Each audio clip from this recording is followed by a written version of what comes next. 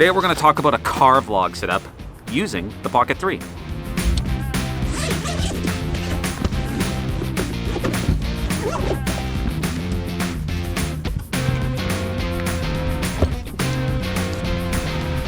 So first off, I just got to say that I've actually used this a few times and I like how it works.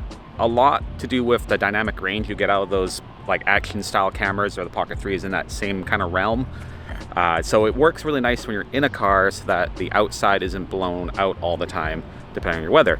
So it is kind of a nice little setup. So I'm going to show you right now what I use to set it up, and then we'll go over some other stuff after I get that set up.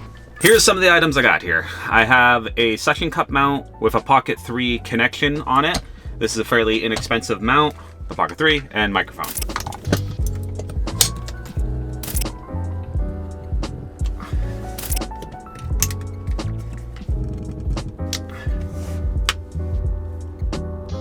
I got the camera mounted and I'm now using an ND16 on it as well. I want to keep my settings relatively good for the shutter speed.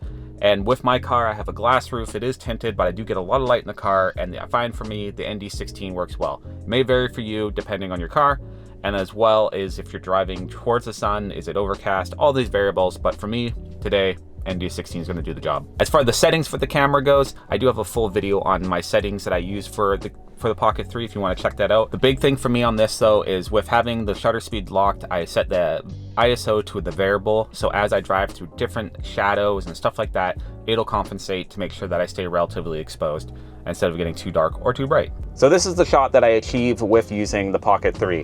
One thing that I do is I always turn the tracking on so that I stay in the same spot like that.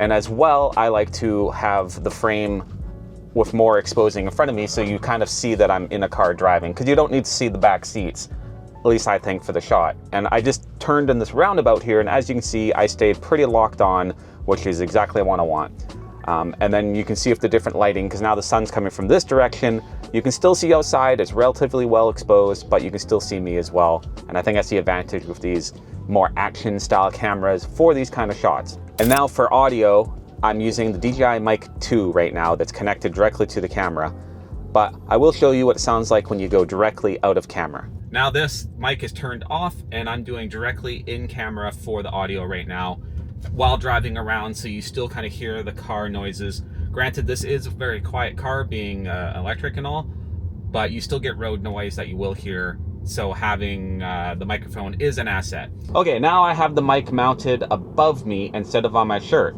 So you get a little bit different of an audio because it's a bit farther from my mouth, but I still think it sounds fairly good. And this way too, you don't have it in the shot if that's something you're concerned about. Like if you're trying to do more of a cinematic looking video and you don't want to just have a microphone there. So this is an option for achieving that. I guess one last thing too, here's this holding the mic if you want to go that route. Some people like it because it keeps their hands from fidgeting.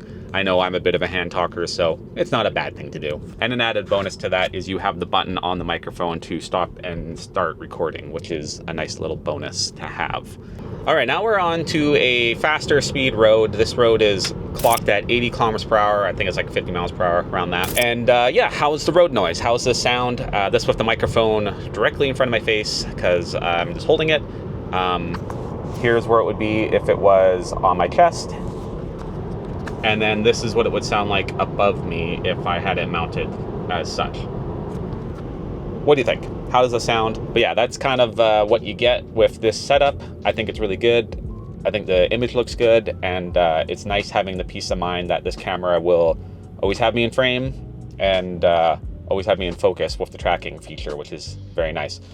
The last thing that is really cool about this setup too is since the Pocket 3 is on a gimbal, I can reframe, you know, safely of course, pull over and adjust it and whatnot, but I can reframe and have different shots, like driving shots. I could have it out the front window. I could put myself on the other side of the frame for more dramatic if I'm not talking.